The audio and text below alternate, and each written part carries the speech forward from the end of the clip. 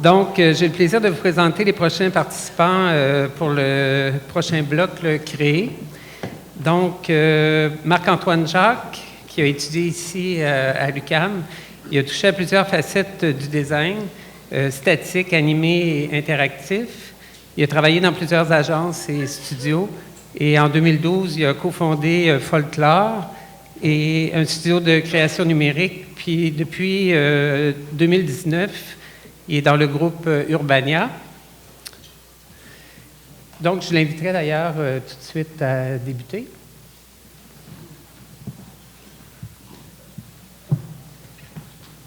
Merci pour la présentation. Merci de me recevoir comme ça. C'est très plaisant de voir toutes ces discussions-là s'activer aujourd'hui.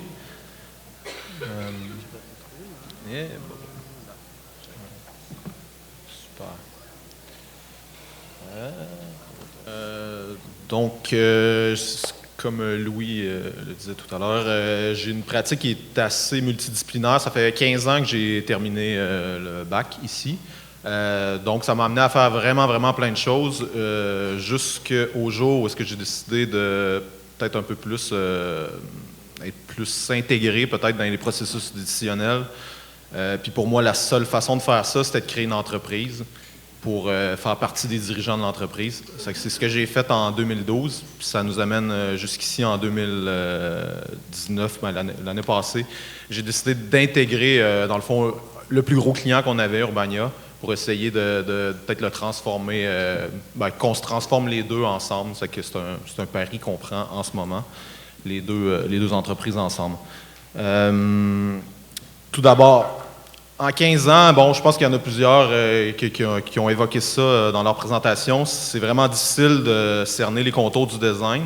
La pratique, elle a énormément évolué, puis c'est super stimulant d'être là-dedans. Moi, je considère que je suis arrivé aux bonnes années du design. Il y a eu énormément d'évolution des plateformes, puis ça a été vraiment riche pour nous d'apprendre tout ça. Moi, j'ai vraiment adoré ça, faire ça, puis je trouve ça toujours très stimulant de continuer là-dedans.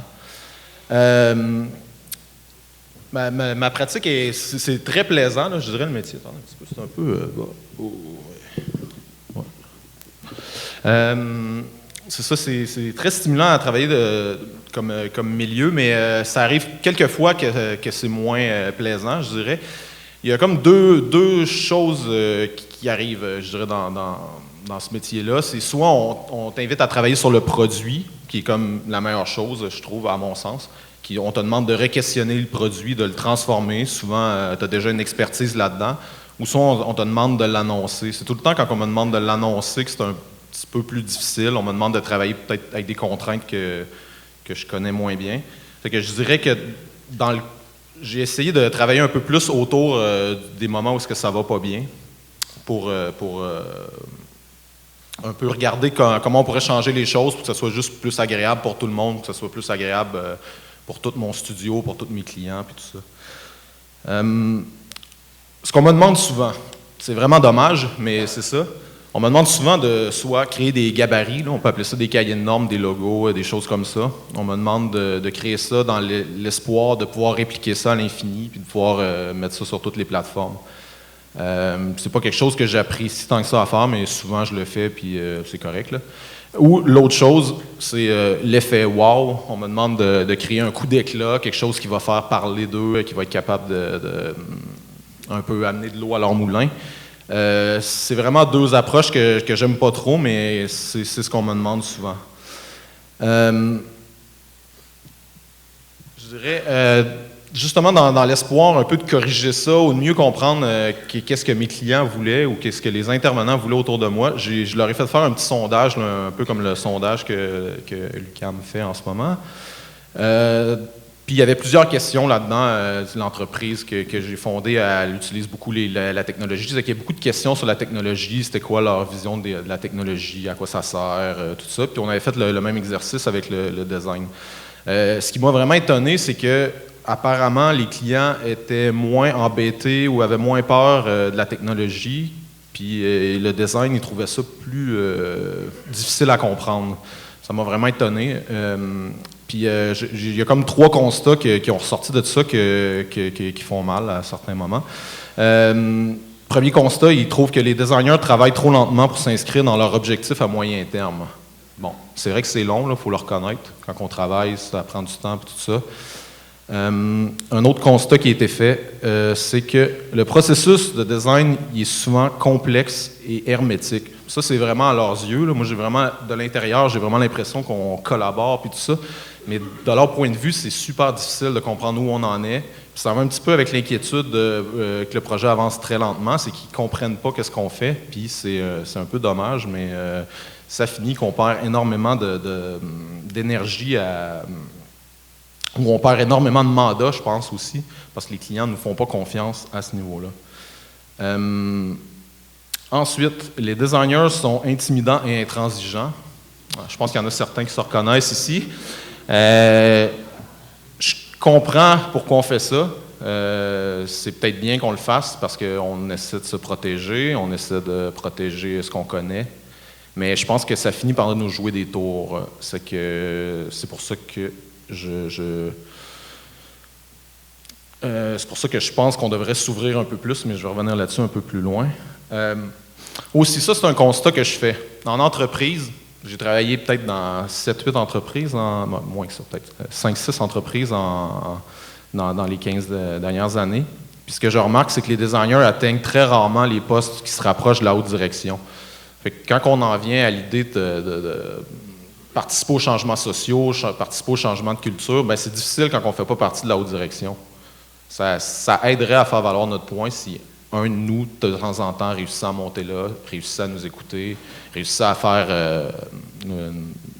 réussissait à avoir une voix pour nous dans les grandes décisions des entreprises. Fait qu'au-delà des gens qui créent des entreprises, il y a très peu de designers qui montent et qui atteignent les postes de haute direction. C'est très dommage. Dans l'inconscient collectif, ce que je remarque quand j'en parle à ma famille, à mes amis qui ne sont pas dans le milieu, le mot design, là je ne dis pas le design graphique, mais le mot design au sens large, il est dédié à la conception de projets froids, qui est réservé à quelques esthètes ou à une certaine élite qui veut bien le comprendre. C'est-à-dire qu'au final, on dirait qu'on finit par se parler à nous-mêmes. Ce qui me fait dire qu'au final, nous sommes quand même isolés. Ici, c'est peut-être un contre-exemple parce qu'on a un geste d'ouverture, mais quand même, il y a seulement des designers ou presque, des gens qui gravitent toujours autour. C'est qu'on aime ça se retrouver entre nous, on a peut-être nos bonnes raisons de se retrouver entre nous, puis c'est très bien de le faire parfois, mais ça reste qu'en entreprise, les équipes de designers sont placées dans un coin, sont habillées d'une certaine façon, et, ils sont intransigeants avec le reste du personnel. Sont souvent sont désagréables à leur façon, mais je pense qu'on aurait besoin de s'ouvrir pour atteindre les prochains objectifs qu'on pourrait avoir, mais je le vois pas, les objectifs, je les vois pas comme les objectifs de design, je les vois plus comme des objectifs sociaux. Je pense qu'on a plus que ça à donner à la société que qu'est-ce qu'on fait actuellement. Je pense que ça, c'est un constat qui est revenu dans plusieurs présentations. Je pense qu'on va tous s'entendre pour dire qu'on pourrait aller beaucoup plus loin. La question que je vous pose, c'est est-ce que ça serait nous dénaturer d'être rassembleurs et d'être proactifs dans les projets? Trop souvent, on attend, on est en fin de ligne, puis on reçoit tous les documents à la fin, puis on essaie de monter tout ça, de mettre ça ensemble, de faire ça beau, de faire quelque chose qui est représentatif du travail qu'on avait à faire. Mais ça reste que pendant ce temps-là, on n'a pas usé de leadership, on n'a pas amené le projet plus loin, on ne l'a pas re-questionné d'un angle design. On a placé du beau texte, on a choisi des belles photos, on a choisi des belles illustrations, mais il reste qu'on n'a pas été assez rassembleurs pour que tous les intervenants aient le goût de s'accrocher à nous puis un peu faire tourner la roue. Ensuite, est-ce que ça serait nous dénaturer d'être transparent et ouvert à la discussion? Bon, tantôt, je parlais qu'on est intransigeant. C'est clair qu'on est intransigeant. Là. Je pense qu'on a tous des exemples près de soi en ce moment. Puis, ben c'est ça. Est-ce que ça nous dénature de s'ouvrir plus à la discussion? Puis dernière question que je me pose, c'est est-ce que ça serait plus nous dénaturer de s'impliquer davantage dans les processus décisionnels? Ça veut aussi dire de monter dans la hiérarchie des entreprises, d'essayer d'atteindre des postes de gestion, puis de peut-être compléter notre cursus scolaire s'il faut pour atteindre des nouveaux postes en gestion. Mais tout ça dans l'espoir d'impliquer plus le design dans les projets futurs. Ça serait les 3 questions que j'aimerais vous poser aujourd'hui. Je sais que c'est vous qui êtes supposé me poser des questions, mais ça sera ça. C'est ça, c'est tout pour ma présentation. Merci.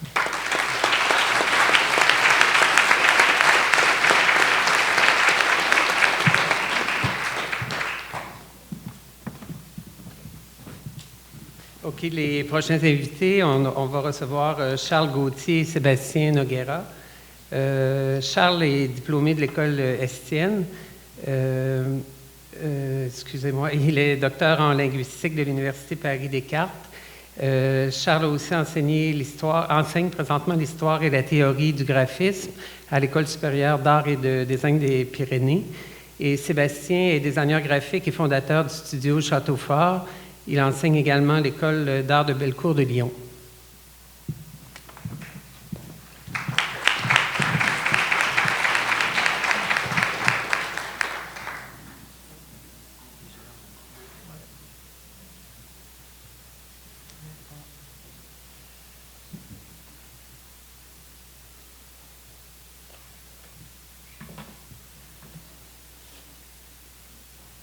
Bonjour à tous.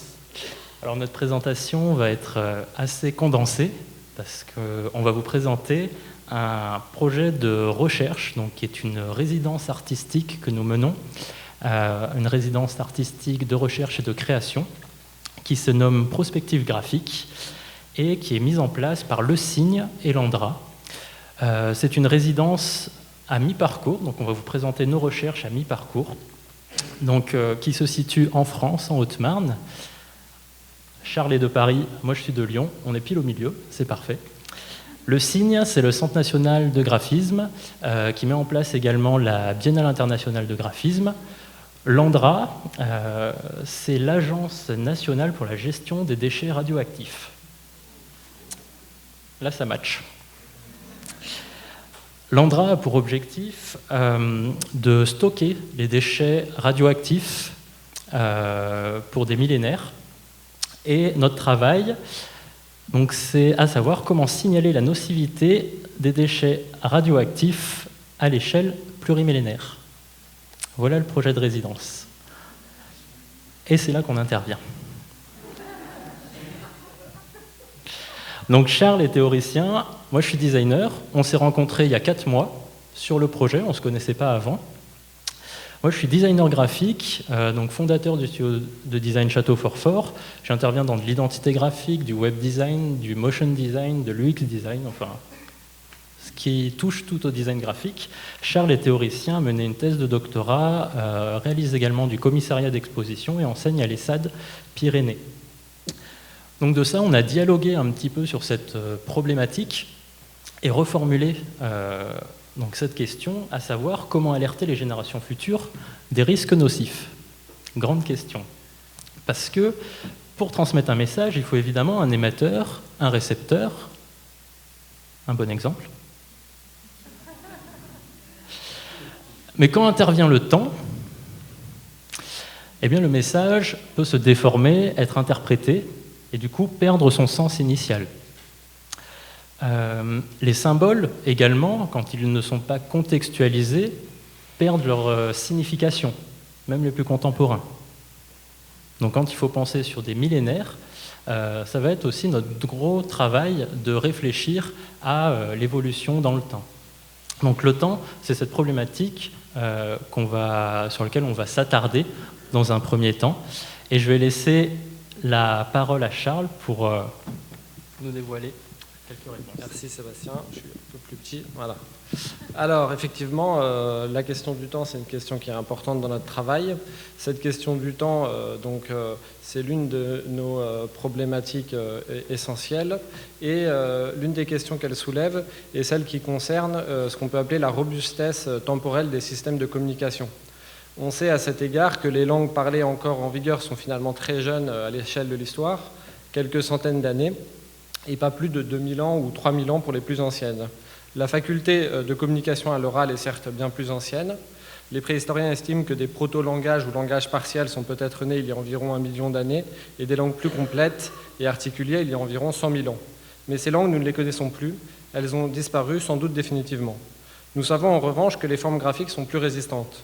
C'est d'ailleurs ce constat qui explique et justifie pour une bonne part l'association entre l'andra et le signe. Les plus anciennes écritures que nous savons encore lire ont environ 5500 ans. Et ce n'est rien à côté des premiers dessins figuratifs connus, dont on sait depuis peu qu'ils ont environ 44 000 ans. Ce sont des dessins synégétiques retrouvés en Indonésie. On sait aussi que les humains ont commencé par tracer des formes abstraites. Les plus anciennes de ces formes sont apparues visiblement, pour ce que l'on en sait, il y a environ 73 000 ans en Afrique du Sud. C'était des croisillons tracés à l'ocre et conservés sur une roche polie. Bien sûr, ces formes abstraites, nous ne savons pas les déchiffrer. Sont-elles d'ailleurs déchiffrables? Mais les choses sont tout de même différentes pour ce qui concerne l'art rupestre et pariétal du Paléolithique supérieur. Même si les formes en question restent mystérieuses sur bien des aspects, nous sentons tout de même que les messages en présence ne nous sont pas totalement étrangers. Moins 5000 ans, moins 44 000 ans, moins 73 000 ans, autant de temporalités qui peuvent sembler très abstraites et très lointaines. Et les choses ne s'arrangent guère si on les inverse et qu'on les pense au futur. Nous n'avons pas l'habitude de penser de telles durées. Et peut-être que, comme le disait Stéphane Vial ce matin en évoquant Denis Meadows, notre cerveau n'est peut-être pas aussi capable de penser des durées aussi longues. Le monde social et politique, par exemple, se limite souvent à des temporalités très courtes, d'où la difficulté de nos recherches et potentiellement la dimension décourageante de notre mission. Seulement, lorsque l'on prend un petit peu de recul, on réalise qu'à l'échelle de la grande histoire, ces temporalités sont finalement peu de choses. Sébastien m'a fait réaliser un jour au cours de l'un de nos échanges que si l'on estime que les dinosaures ont vécu 20 minutes sur Terre, alors notre espèce, l'Homo sapiens, a à peine plus de 3 secondes d'existence. Cela peut nous amener pendant au moins un temps, certes peut-être précaire, à relativiser certaines temporalités jugées inaccessibles. J'ai parlé du passé, car avant d'être dans la prospective, il convient d'être dans la rétrospective. Comment envisager ou penser le monde de demain si l'on ne s'intéresse pas au passé ? Seulement, notre résidence concerne le futur. Comment nous adresser aux êtres qui peupleront la planète dans 10 000 ans ou dans 50 000 ans? Nous pouvons penser à une signalétique, ce qu'on appelle des marqueurs. Bien sûr, nous étudions la question et nous proposons des formes. Cependant, cela pose potentiellement des problèmes sur lesquels nous pourrons revenir. Si les marqueurs sont probablement nécessaires, ils ne sont pas forcément suffisants. Nous pensons qu'il ne suffit pas de signaler, il faut aussi expliquer. On connaît le mythe de la Genèse. Si Ève mangea la pomme interdite, n'est-ce pas parce que Dieu omit de lui expliquer précisément les raisons pour lesquelles elle devait s'en garder? Dès lors, pour revenir à notre sujet, nous prenons au sérieux cette affirmation du linguiste Frédéric Neumayer. Ce que nous devrions faire, c'est inventer un langage universel, compréhensible par tous. Ce langage universel, nous pensons qu'il devrait être graphique pour les raisons que l'on vient d'exposer. Un tel projet porte un nom, celui de pasigraphie. Alors qu'est-ce qu'une pasigraphie? Le mot de pasigraphie vient du grec et signifie écriture pour tous ou écriture à tous. Dans mes recherches, je m'attache à mettre en lumière cette notion peu connue et pourtant si importante pour notre sujet. Je lis les auteurs, inventeurs, défenseurs, contempteurs qui ont pu s'intéresser de près ou de loin à ce principe. Je cherche à comprendre et ensuite à faire comprendre les différentes fonctions et les divers mécanismes de telle ou telle pasigraphie. Je tente aussi d'interroger le concept en le confrontant à ses détracteurs et à ses limites. Comment une pasigraphie pourrait-elle être possible? Le contexte n'est-il pas indépassable dans la création graphique? L'universalité des formes visuelles n'est-elle pas une pure utopie? L'ethnocentrisme de toute création ne condamne-t-elle pas d'avance toute tentative de création? Et puis aussi, comme l'a souligné tout à l'heure Thomas Yomarchand, la question des limites des systèmes logogrammatiques. Je cherche à voir dans quelle mesure ces critiques sont indépassables, ou au contraire possiblement surmontables, et je réalise à cet effet un texte de réflexion au sujet de la pasigraphie. Je redonne la parole à Sébastien.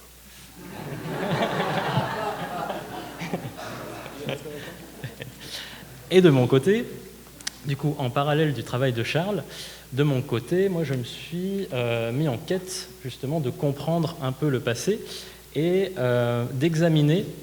Donc ça, c'est le premier carnet de recherche qui vont permettre en fait de comprendre qu'est-ce qu'une forme dissuasive, agressive, expressive, répulsive, pour essayer de projeter, c'est-à-dire comprendre la genèse des choses, pour essayer de représenter dans la nature des éléments de protection, parce que là, l'objectif, c'est qu'on a enfoui sous terre, à 500 mètres sous terre, des déchets radioactifs qui seront scellés et dont les humains ne pourront plus toucher par la suite. Et ça restera en moyenne 250 000 ans sous terre. C'est l'objectif. Voilà. Ça me permet justement de trouver des signes dans la nature, des symboles, également mettre à plat les écritures qui sont encore indéchiffrées, les manières de les déchiffrer, les écritures qui devront être déchiffrées, également de se questionner sur à qui en fait, on lance ce message, qui seront les récepteurs, comment aussi trouver des signaux dans la nature ou des éléments qui vont placer une importance ou symboliser des choses, comment marquer un environnement, comment le rendre tangible, comment aussi trouver des formes qui peuvent être symboliques dans leur représentation, s'attarder aussi sur les structures, le franchissement, les murs, le principe de la peau, qui est la première frontière pour éviter une intrusion, parce que c'est ce qu'on essaye aussi de rechercher, comment on va pouvoir dessiner le paysage, le rendre expressif, dissuasif, comment on va raconter une histoire aussi, à travers les images, les écrits, comment on va pouvoir indiquer, instruire. Donc tout ça, un premier travail de recherche qui est un index général, une sorte de boîte à idées dans laquelle on va venir puiser. De ça, on peut imaginer de manière fictionnelle des marqueurs de surface. Donc on frôle la science-fiction parce qu'on va très très loin. Des marqueurs de surface qui peuvent nous permettre de réfléchir à des systèmes de communication parce que pour moi, je trouve que la science-fiction ou la fiction permet de stimuler la réflexion, de dépasser également et d'influer sur les réalités. Ça permet de réfléchir à des systèmes de communication graphique, un système multimodal, c'est-à-dire on a une sorte de BD traduite en 5 langues, de nature différente, avec des clés de déchiffrement, parce que c'est ce qui va manquer lorsqu'on veut déchiffrer quelque chose, c'est qu'il va nous manquer une clé. Mais également, ça pose la question de plusieurs temporalités, des temporalités actuelles, à moyen terme, à long terme, à très long terme. Actuellement, on a besoin aussi d'avoir une variable dans la nuisance des déchets radioactifs, parce qu'il y en a de très nuisibles et d'autres moins. Ça nous permet de réfléchir aussi à des symboles dissuasifs. Donc ça, c'est les recherches qu'on a menées durant ces 4 mois au Cygne.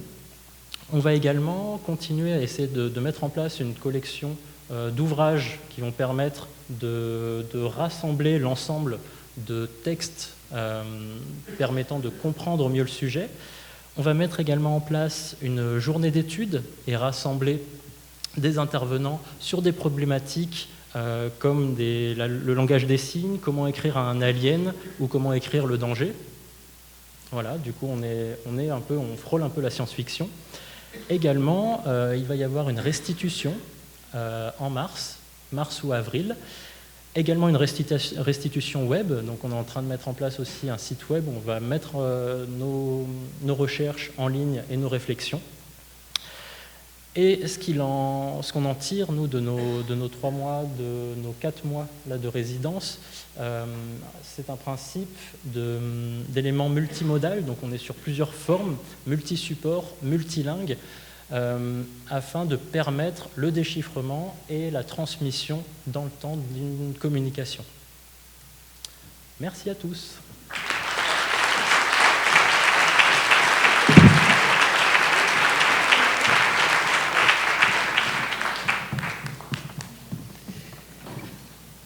Notre prochaine intervenante, Manon Ménard, est designer graphique et doctorante en design au sein du laboratoire Project de l'Université de Nîmes. Sa thèse en cours porte sur les enjeux du design dans l'accompagnement social et pédagogique des personnes avec troubles du spectre autistique dans l'enseignement supérieur. Elle est également doctorante associée du laboratoire LLA Creatis et est chargée d'enseignement en licence design, prospective et société à l'Université Toulouse Jean Jaurès.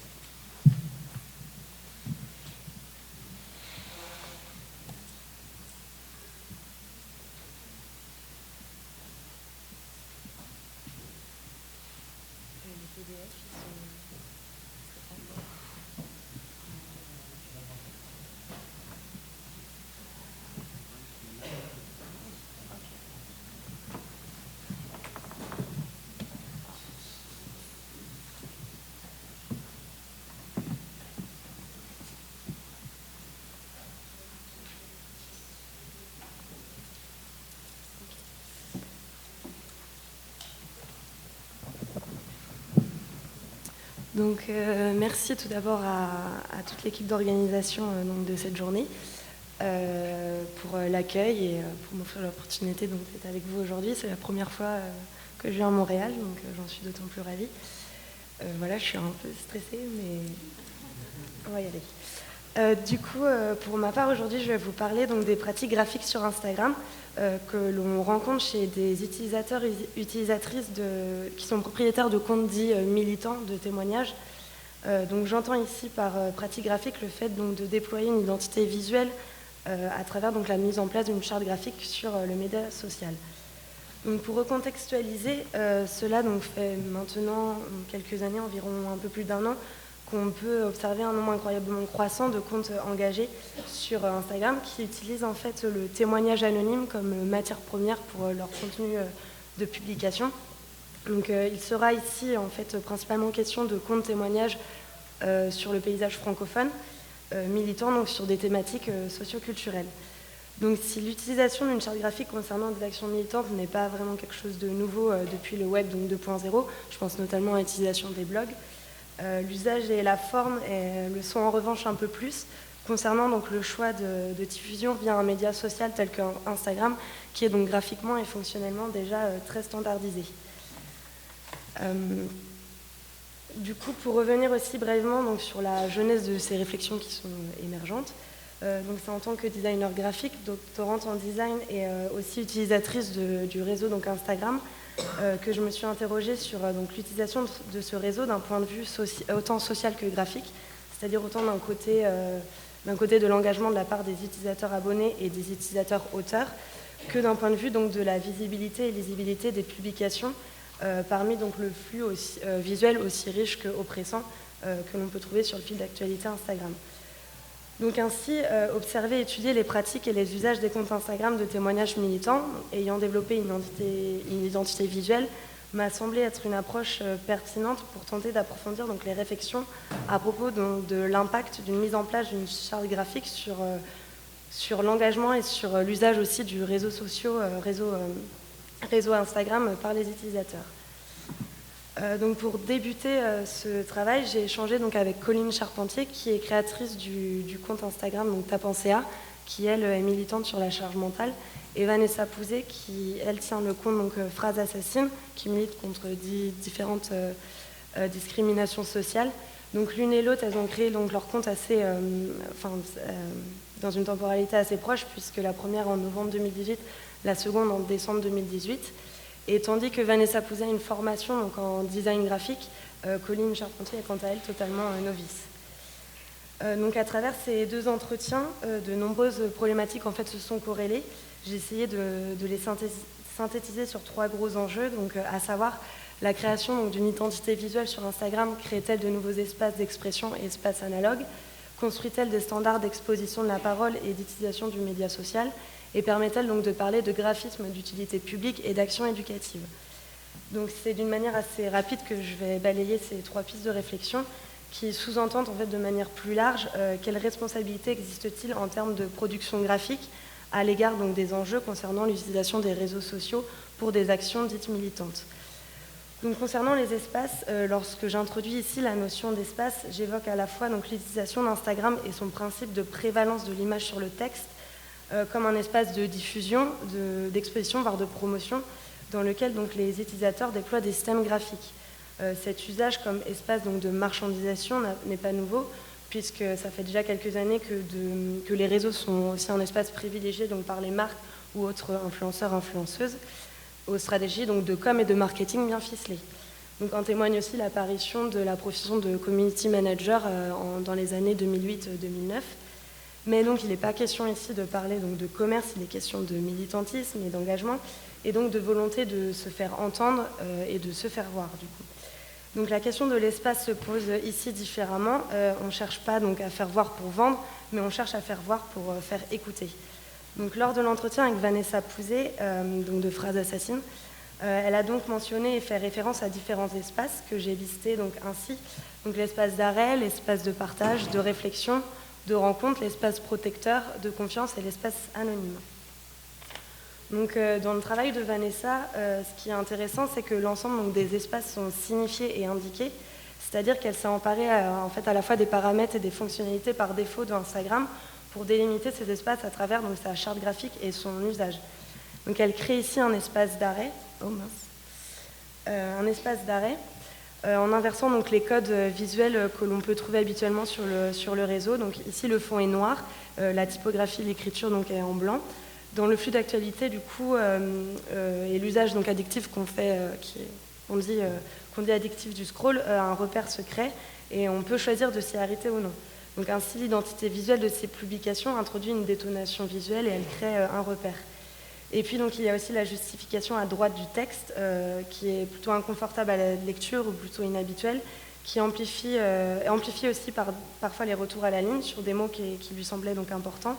Et donc, ça nous efforce à un travail aussi de lecture, à une concentration un peu plus attentive. Et donc, par là, elle crée aussi donc, un espace de partage où donc, la parole devient visible et lisible. Ensuite, l'espace légendé, qui fait aussi donc, office d'espace de réflexion, contextualisant donc, la phrase d'accroche de l'image dans l'ensemble du témoignage. Donc Vanessa parle ici de passages importants donc, de l'image au contenu, qui permet donc une plus longue lecture et une lecture aussi plus attentive, donc un second temps de sensibilisation plus approfondi. On peut aussi parler d'espace de rencontre, donc à travers les commentaires, ou la modération, c'est-à-dire le fait de supprimer des commentaires haineux ou déplacés, donc qui devient oui, un espace, disons, protecteur, et aussi sécuritaire par notamment ce que fait Vanessa sur Phrases Assassines, où elle indique par une image avertissement un témoignage qui va être un peu plus poignant, et donc du coup par l'utilisation du glissement d'image, on peut donc ensuite le découvrir.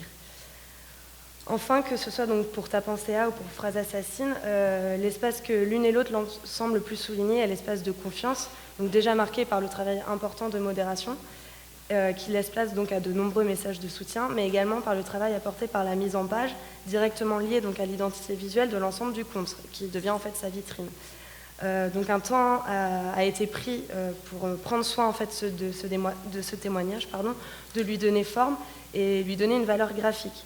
Donc les deux Instagrammeuses relèvent donc l'aspect professionnalisant d'une telle pratique de mettre en place une identité graphique qui en fait fait valeur de gage de sérieux et de responsabilité. Concernant la standardisation, il s'agit avant tout de remarquer que chez l'une et l'autre des auteurs, mais également dans la plupart aussi des comptes militants qu'on peut retrouver sur Instagram, il n'existe pas de hiérarchisation visuelle faisant office donc de graduation et de degré de gravité concernant le contenu des témoignages. Donc Colline de Ta pensée A utilise un rythme particulier entre un témoignage plus drôle et un témoignage plus tragique, et graphiquement elle les traite de la même manière. Sabine aussi programme donc la non-hiérarchisation pour ces témoignages de thématiques diverses. Et pour elle, et selon les retours qu'elle a eus, le fait de mettre en forme ces phrases de manière standardisée, avec la même charte graphique, permet de déculpabiliser les témoignants et a pour effet donc une valeur de reconnaissance et d'équité. Donc si le déploiement d'une identité graphique commune valorise la parole, qui s'homogénéise visuellement par un souci donc de jugement de valeurs égaux, elle favorise également la visibilité et la lisibilité d'un grand nombre de témoignages dans le fil d'actualité Instagram, mais aussi sur demande en allant donc sur les comptes les profils des comptes. Donc la vitrine des publications, lorsqu'on se retrouve sur ces comptes, nous expose donc un large panorama de phrases, tels des slogans. Or, Instagram, comme l'indique Vanessa, ne doit pas donc devenir un lieu où on vient faire ses courses. Les paroles ainsi mises en page ne doivent pas donc créer de phénomènes de consommation et devenir des objets de marchandises. Car on peut donc s'y perdre très vite, plonger dans un océan de mise en récit qui donne en fait l'effet d'un grand spectacle et dont les formes reconnaissables deviennent, comme le souligne aussi Colline, une marque de fabrique. Pour nuancer donc cette perspective de charte graphique comme outil de standardisation et de marchandisation de contenu et interroger donc les dimensions pédagogiques et citoyennes de ce type de projet, il est important, à mon sens, de souligner la mobilisation de la part des internautes que cela suscite. Donc, dans son livre « L'image partagée et la photographie numérique » de André Gunter, donc, il parle de systèmes cohérents de socialisation des images, le pouvoir pour ces dernières de fédérer et de créer de l'interaction. Donc, pour reprendre le principe des espaces évoqués au début, se crée ici sur Instagram de nouveaux espaces de dialogue dont l'image est à l'initiative. Donc, si pour Colline, ce n'est pas l'identité graphique qui incite les gens à témoigner, commenter ou s'abonner, elle indique quand même qu'il n'en reste pas moins que l'image donne vie, crédibilise et fait valeur de support à questionner. André Gunter considère aussi que ces principes d'interaction et de communication comme des mécanismes culturels inédits impulsent donc la création de véritables communautés solidaires telles que l'indiquent également les Instagrammeuses et notamment elle part donc de paroles universelles. Donc à l'instar du graphisme d'utilité publique, on peut donc relever un principe de vulgarisation et d'éducation par l'image. Donc pour ces comptes dont une seule phrase est valorisée graphiquement, les commentaires sont de véritables espaces de cohésion sociale où s'expriment soutien et altérité. Il semblerait que donc, sa véritable sensibilisation se crée autour de ces conversations qui peuvent cependant parfois donner l'allure d'un entre-soi et qui peut laisser penser que l'image est fédératrice donc, d'un circuit fermé.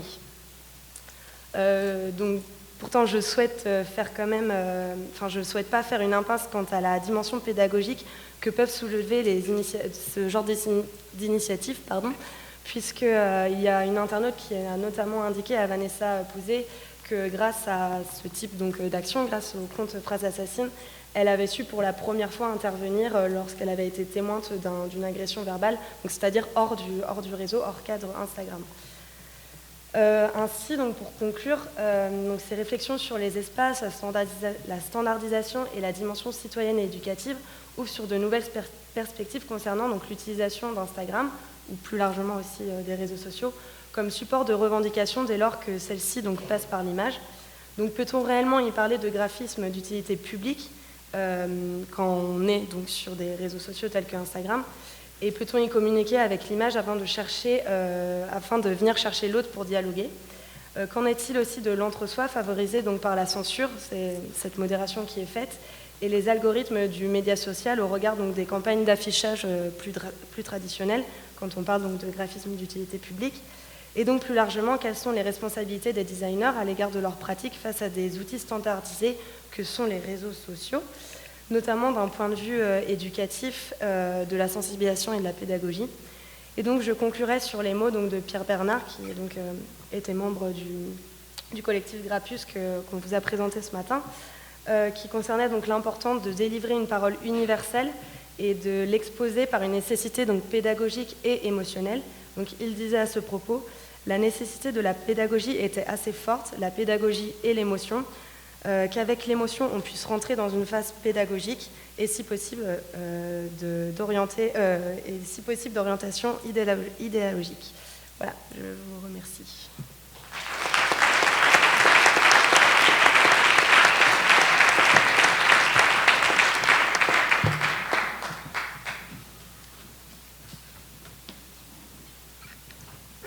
Est-ce qu'il y a des questions qui sont prêtes?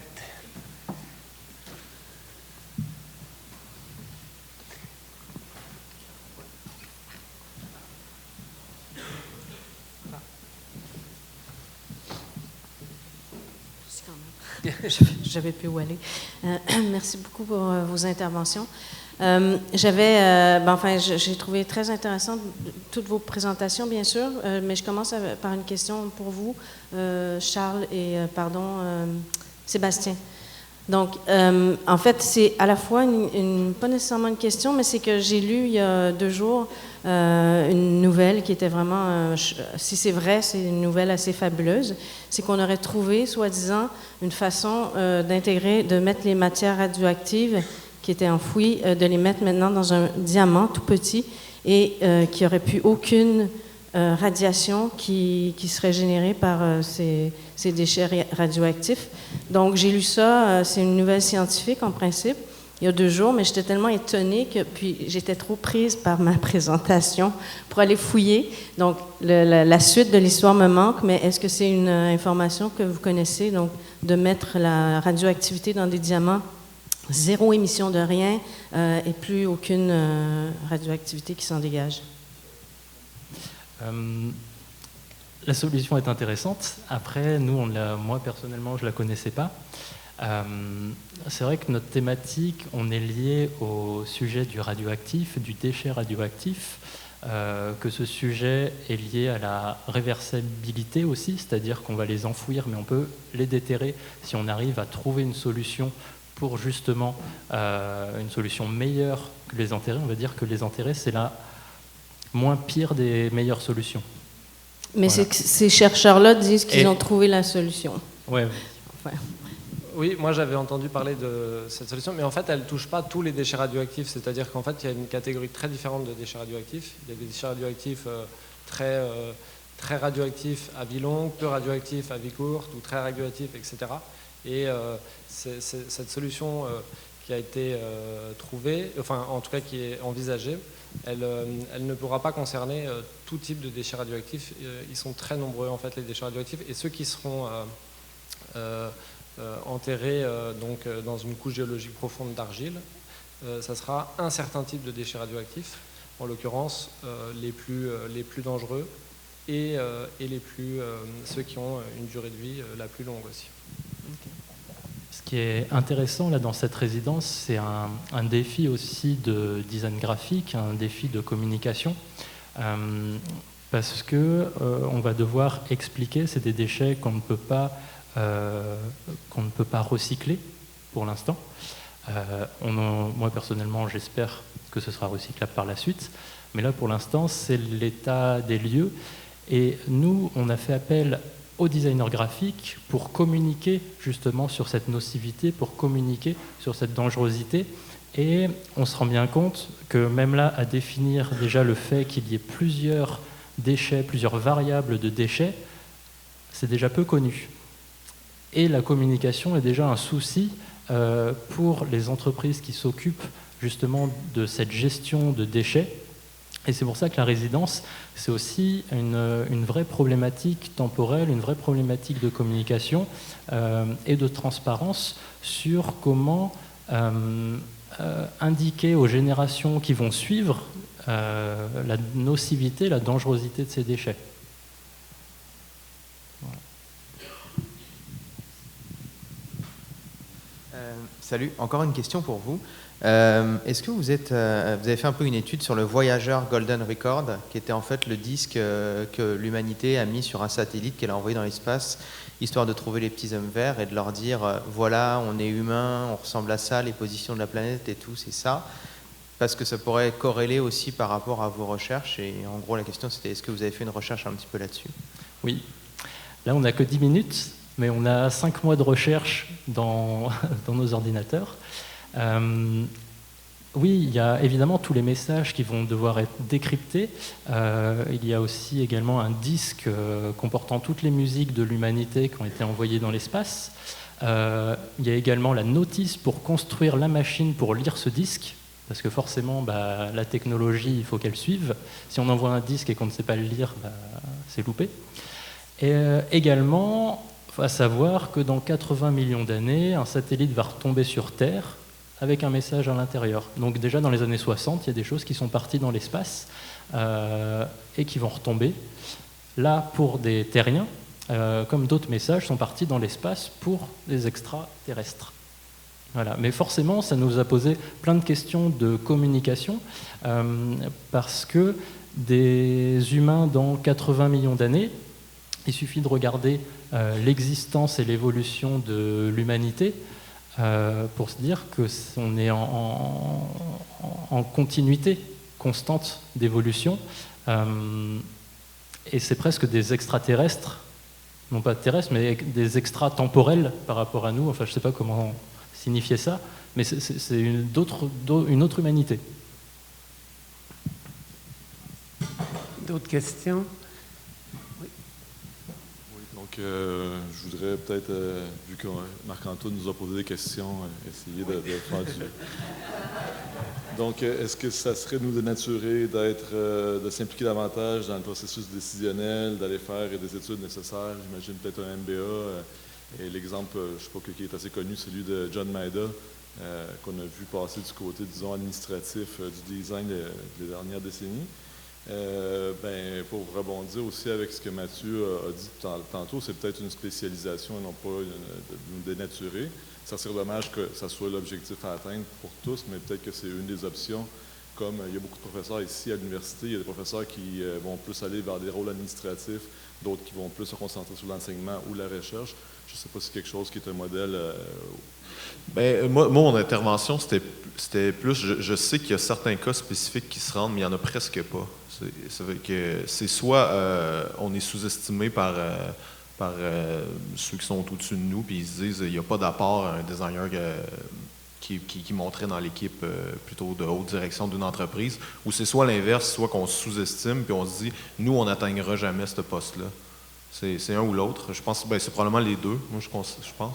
Mais je pense vraiment que c'est un problème si on a la prétention et l'intérêt pour un peu changer le monde.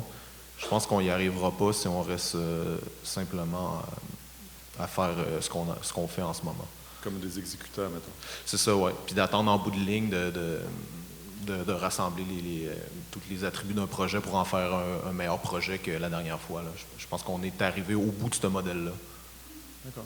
Ouais, moi aussi, je trouve qu'il y a un gros clash, disons, une différence ou une distance entre, disons, moi je suis passé par Concordia où les idéaux de éco-design, sustainability sont très prônés puis sont très forts. Puis je trouve que c'est une bonne formation citoyenne puis des bonnes valeurs à avoir et que si c'est pas fait à l'université, c'est pas sur le marché qu'on va nous inculquer, disons.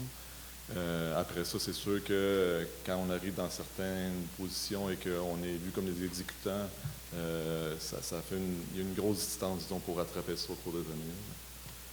Bon, merci.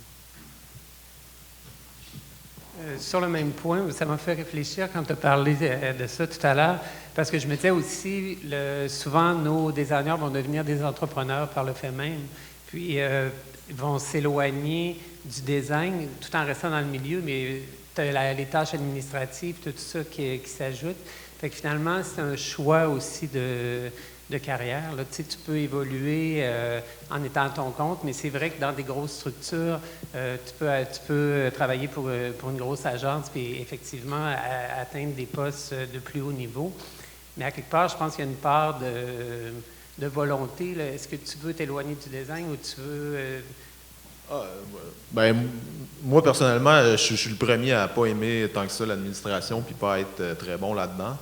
Mais j'en fais le moins possible, c'est sûr. Je pense qu'il faut s'entourer aussi, mais ça reste que quand les décisions sont prises, il y a très peu de designers autour de la table. Je pense qu'on n'est pas des meilleurs administrateurs que les gens qui ont un MBA, par exemple.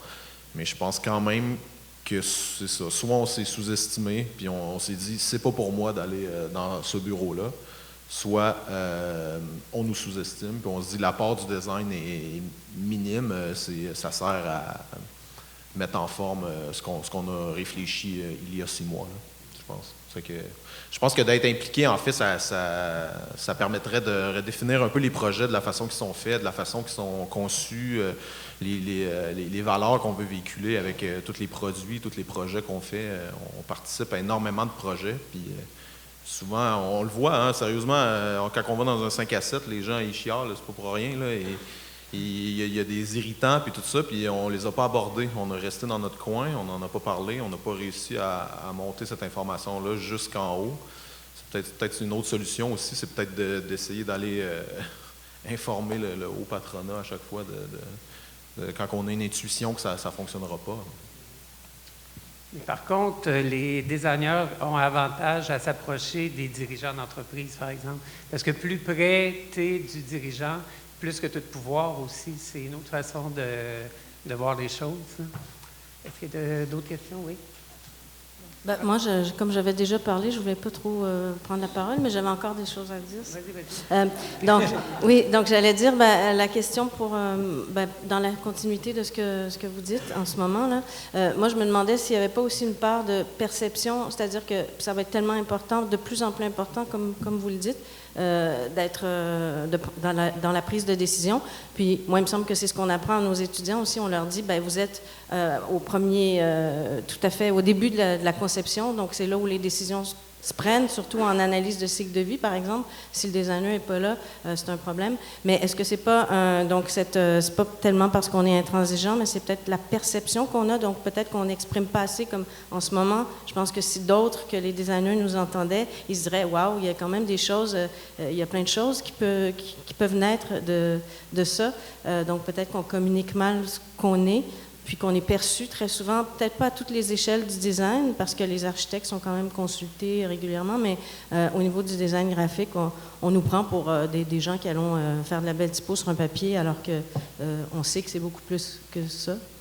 Moi, j'abonderais dans ton sens parce que moi, d'ailleurs, quand j'avais fait le test, j'avais le questionnaire que mes clients et autres collaborateurs avaient répondu, c'était vraiment juste sur la perception. Puis toutes les tournures de phrases étaient comment percevez-vous le designer avec qui vous travaillez. Puis c'était pas nécessairement nous, là, c'était les designers en général parce que on sait que tous nos clients travaillent avec différentes firmes. C'était plus dans un intérêt de savoir comment se vendre, je dirais, là, nous, pour qu'on le faisait. Puis c'était vraiment ça, c'était la perception qu'on cherchait. Je pense pas qu'on ait ça réellement dans la réalité. Là. Tout le monde qui est ici est gentil et sympathique, là, c'est pas...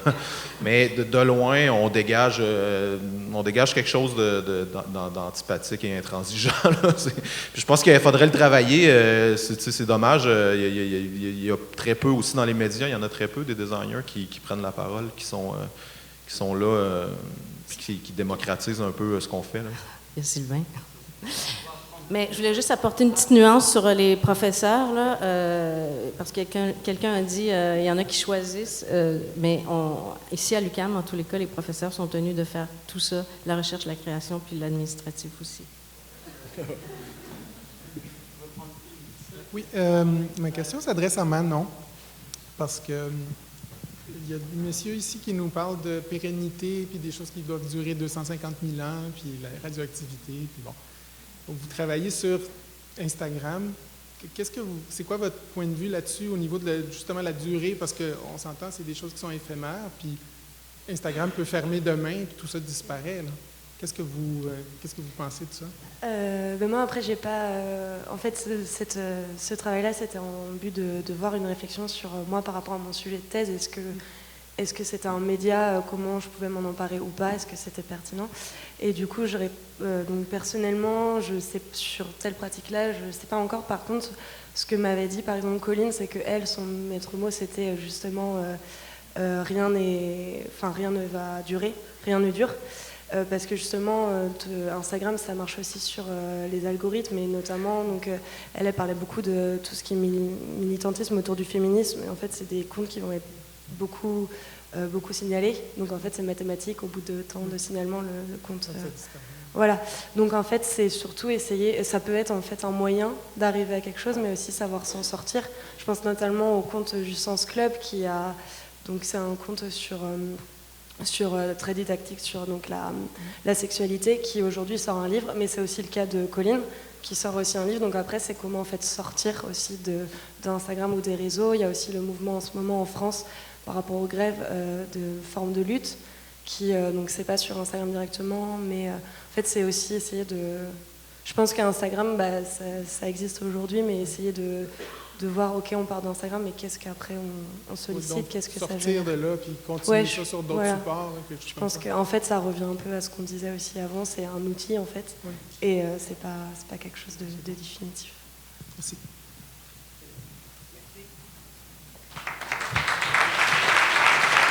Pardon, j'ai une question. Pardon, excusez-moi. Oui, j'ai une question pour Marc-Antoine, Oui. en fait. J'aimerais savoir, dans le marché du travail, avez-vous vu une distinction entre les graphistes qui ont un DEP, un DEC, un baccalauréat? Est-ce qu'il y a une différence, il y a une perception qui est différente entre... Oui. Ouais? Ce serait quoi, par exemple, que vous avez remarqué? Ben, c'est certain que l'âge aussi, ou l'expérience là, plutôt, peut pallier je dirais à ça, mais ça reste que c'est certainement plus tu as d'éducation, plus tu vas être porté à diriger une équipe, je dirais, puis plus tu as une formation qui est plus professionnelle ou technique, plus tu vas rester dans quelqu'un qui est très près des outils, puis qui travaille avec les outils, puis qui travaille avec les outils de plus en plus rapidement avec l'expérience, disons. Okay. Puis ces gens-là qui auraient comme, disons, l'éducation, on comprend que, bon, DEP, DEC, il y a comme toujours un échec. Oui, puis il y a plein de formations plus courtes aujourd'hui qui fonctionnent. Mais est-ce que les personnes qui ont, par exemple, le baccalauréat ou le DEC en graphisme, est-ce que sur le marché du travail, ils auraient plus de chances d'accéder à un poste supérieur? Ou les gens de l'interne les voient comme partout, pareil, les voient égaux, là, DEC, DEP? C'est ça que... C'est une bonne question. Ça dépend. Moi, je pourrais juste te dire mon expérience, moi, là, ce que j'ai eu. Je ne sais pas si c'est généralisé, mais moi, je pense que les postes de baccalauréat... aussi, qu'est-ce qui arrive, c'est que les postes de baccalauréat, surtout, on va se le dire, les gens de l'UQAM, ils travaillent avec d'autres personnes de l'UQAM, puis dans l'entreprise, ils engagent des gens de l'UQAM. C'est que je pense que ça doit être la même chose à peu près avec les finissants de Concordia. Là. Ils finissent par engager d'autres personnes de Concordia parce qu'ils se connaissent. C'est sûr que ça fait des clics et des espèces de silos comme ça. C'est un peu dommage, mais c'est ça. Mais après, c'est sûr qu'un étudiant qui a un DEP ou un collégial, on va plus s'attendre à lui qui arrive à des résultats techniques rapides, je dirais, qui nous sortent une bonne idée. Cependant, j'ai clairement vu du monde qui avait des formations qui étaient vraiment minimales, là, genre 3 mois intensifs, puis ils ont réussi à devenir directeur de création. Là. Ça existe aussi. Là. Puis j'ai remarqué aussi sur le marché du travail, je ne sais pas si ça a changé dernièrement, mais des fois, dans les offres d'emploi, il y a comme email, graphiste, infographiste, puis email, les diplômes. C'est comme si ils font pas de distinction. Mais c'est vrai qu'il n'y a plus vraiment de distinction entre chacun des postes. De plus en plus, ce que j'entends aussi, c'est on ne cherche pas quelqu'un qui a des compétences, on va adapter le poste selon qui va arriver. T'sais. Ça, je l'entends beaucoup. Le métier est tellement en mutation que si on a quelqu'un qui arrive avec une plus grande force en motion design dans une équipe, par exemple, on va arrêter de sous-traiter des projets qu'on faisait en motion design, on va les garder à l'interne. Puis si ça avait été quelqu'un qu'on avait choisi un autre candidat qui est plus fort en imprimé, ben ça aurait été l'imprimerie qui aurait été. C'est ça. Je pense que quand on cherche un nouveau candidat pour remplir un poste, les entreprises maintenant adaptent le poste à la personne. C'est que si c'était le meilleur candidat, je pense que c'est ça qui arrive. OK. Merci.